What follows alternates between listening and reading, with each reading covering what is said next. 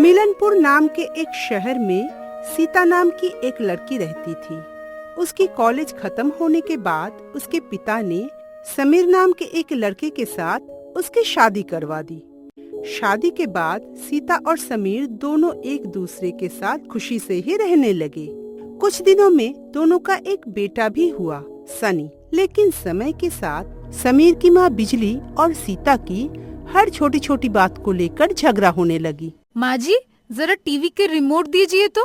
क्यों बहू, तुझे रिमोट क्यों चाहिए? ये जो सीरियल हो रही है वही देखना।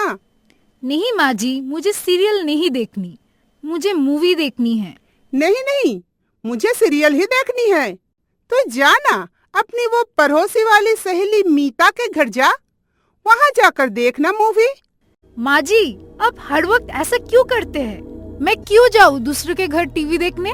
आप जाइए ना अपनी प्यारी पड़ोसी कुसुम आंटी के पास, दोनों एक साथ सीरियल देखिए। क्यों बहू, तू जब गप्पे लड़ाने जाती है तब तो कुछ नहीं होता। अब अगर तू टीवी देखने जाएगी तो क्या हो जाएगा? ठीक है माँ जी, मैं ही जाती हूँ। आप नागिन की तरह फन मार के बैठे रहिए टीवी के सामने। ये कहकर सीता वहाँ से मीता के घर चली गई। अरे सीता, तू इस वक्त अंदर आ। हाँ रे, चली आई। एक बहुत अच्छी मूवी लगी है टीवी में, जरा टीवी ऑन करना। सीता की बात सुनकर मीता थोड़ा चौंक गई। सीता, तू मेरे घर में टीवी देखने के लिए आई है? तेरे घर का टीवी क्या खराब हो गया है? नहीं रे मीता, मेरी जो सास है ना, वो मुझे टीवी देखने ही नहीं देती है। हर वक्त सीरियल लगा के रखती है और मुझे सीरियल देखना बिल्कुल अच्छा नहीं लगता। एक ही सीन बार बार दिखाते हैं। आजकल के सीरियल में तो किसी का 2 बीबी या 2 पतियां होते हैं, मुझे अच्छा नहीं लगता। ये तो तूने सही कहा है सीता, सीरियल में एक ही घिसी पिटी कहानी दिखाते हैं।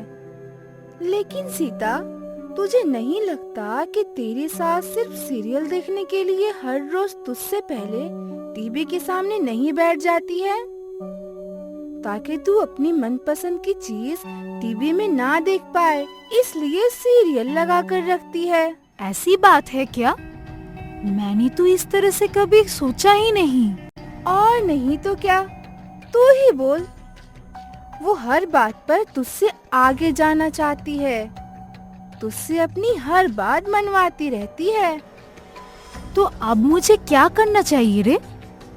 तू हमेशा अपनी सास की बात मानती है ना, इसलिए तेरी सास तेरे सर पर चढ़कर बैठी है। मैं तुझे एक आइडिया देती हूँ, तू घर जाकर कुछ काम मत करना। अगर कुछ करने के लिए बोले तो भी मत करना, खाना भी नहीं बनाना। मेरी सास को देखी है ना, कैसे मैं उन्हें अपने कंट्रोल में रखती हूँ। अब से तू भी ऐसा ही कर। लेकिन मीता, अगर मैंने खाना नहीं बनाया तो सब खाएंगे क्या? उससे तुझे क्या, तू चुपचाप मेरा कहा मान, और क्या होता है देखते जा। मीता ने जैसा कहा सीता ने बिल्कुल वैसा किया। वो घर तो लौट आई, लेकिन घर आकर उसकी बर्ताव एकदम बदल गई। बहू, सहेली के घर से आकर पैर सूज गई है क्या, जो आकर ही सोफे में बैठ गई? जल्दी रसोई में जा और रात का खाना बना। जी हाँ माँ जी, मेरी पैर सूज गई है। पैर तो क्या, मेरे पूरा बदन ही सूज गई है। मैं नहीं बना पाऊंगी खाना वाना। तो कौन बनाएगा? वो आप जाने, मुझे नहीं पता। ऐसे ही अब सीता हर छोटे से छोटे बात पर अपनी सास को बहुत भला बुरा कहने लगी। ये आजकल बहू को हो क्या गया? पहले इतना मुँह चढ़ा तो नहीं थी, मेरी बात मान लेती थी, पर अब तो मेरी कोई भी बात नहीं मानती है। मैं भी छोड़ने वाली नहीं हूँ। वो एक बोलेगी तो मैं 10 सुनाऊंगी। पहले तो इन दोनों के कारण घर के छत पर कौवा बैठता नहीं था, अब तो आसपास भटकता भी नहीं है। समीर भी बहुत परेशान हो गया। पिताजी, कितने दिनों तक चलता रहेगा ऐसा? अब तो इन दोनों का कुछ न कुछ बंदोबस्त करना ही पड़ेगा। हाँ बेटा, ये तूने सही कहा। इतना झगड़ा अब मुझसे भी बर्दाश्त नहीं होता है। मेरे पास शायद इसका एक इलाज है। तब समीर और उसके पिता ने मिलकर एक प्लान बनाया। अरे वाह, ये तो जबरदस्त आइडिया है पिताजी। हाँ, लेकिन एक काम तेरे बेटे से करवाना ज्यादा बेहतर होगा। ठीक है पिताजी, मैं सनी से बात करता हूँ। तब समीर अपने बेटे से जाकर कहता है, बेटा सुन, तुझे एक काम करना होगा। क्या करना होगा पापा? मैं जैसा बोलता हूँ वैसे ही करना होगा तुझे। अगर तूने वैसा किया तो मैं तुझे एक अच्छा गिफ्ट दूंगा। ठीक है पापा, आप जैसा बोलेंगे मैं वैसा ही करूँगा। आप बोलिए ना क्या करना होगा, लेकिन मुझे एक अच्छा सा गिफ्ट चाहिए। ठीक है, मैं तुझे तेरे पसंद का ही गिफ्ट दूंगा। पहले तू ठीक से एक काम तो करके आ। फिर अपने पापा के कहे मुताबिक सनी अपने माँ के पास जाकर बोला, मम्मी ये लो चेन, मुझे दादी ने दिया है और कहा है तुम्हें देने के लिए। और पता है मम्मी, दादी उसकी सहेली से क्या बोल रही थी? बोलना, क्या बोल रही थी? जरूर मेरी बुराई ही कर रही थी ना? नहीं मम्मी, दादी तो अपनी सहेली से कह रही थी कि मेरी बहू इतनी अच्छी है कि मुझे कोई काम करने ही नहीं देती है। सब काम वो ही अकेली करती है, खाना पकाना, बर्तन धोना, ये वो सब कुछ। बेटा तू सच बोल रहा है? तेरी दादी ने ऐसा कहा मेरे बारे में? तूने कुछ गलत तो सुनकर नहीं आया है ना? अगर तुमको यकीन नहीं हो रही है तो तुम जाकर पूछ लो ना। नहीं नहीं बेटा, तू सही ही सुना होगा। तू भला झूठ क्यों बोलेगा? अच्छा मम्मी, अब मैं खेलने जाता हूँ। ठीक है जा, पर एक बात सुन, तू अपनी दादी से ये मत बोलना कि तूने ये सब मुझे कहा है।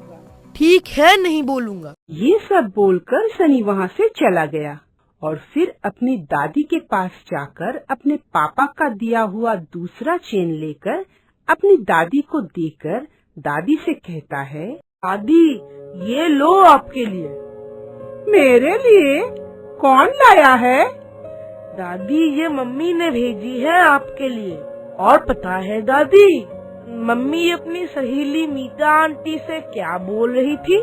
हाँ बेटा, बोल बोल, क्या बोल रही थी तेरी माँ? दादी वो बोल रही थी कि तेरी सास की तरह मेरी सास नहीं है। मेरी सास तो मुझे बहुत प्यार करती है। उनके जैसे सासू माँ मिलना सौभाग्य की बात है। शायद पिछले जन्म में मैंने कुछ पुण्य का काम किया था, इसलिए मुझे ऐसी सास मिली है। तेरी मम्मी ये सब बोल रही थी?